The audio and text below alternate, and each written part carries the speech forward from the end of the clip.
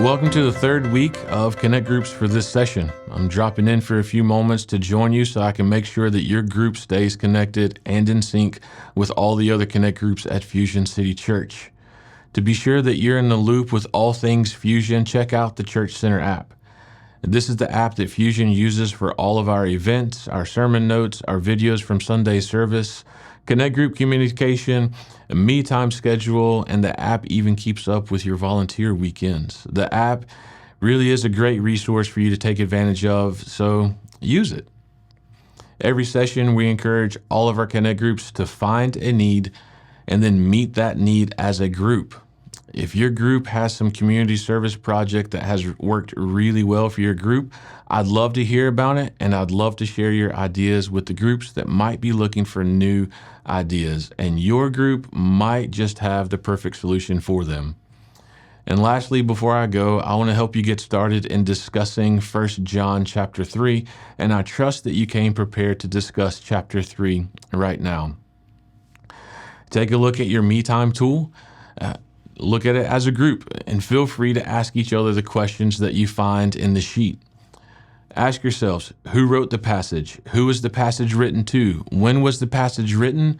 Who are the main people or people groups in the passage? What are the repeating words, phrases, and thoughts? What are the cause and effect phrases? The like, if, then, therefore. What are the events in the passage and where do they take place?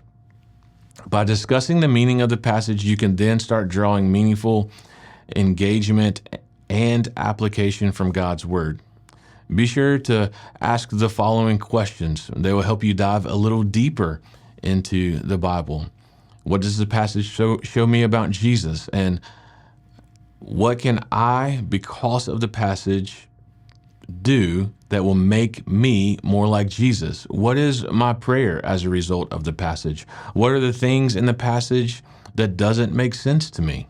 And finally, if any of these questions don't give you a chance to discuss your biggest takeaway from your me time, be sure to share that with the group as well. For me, one of my biggest takeaways from 1 John chapter 3 is from verse 5 and from verse 8.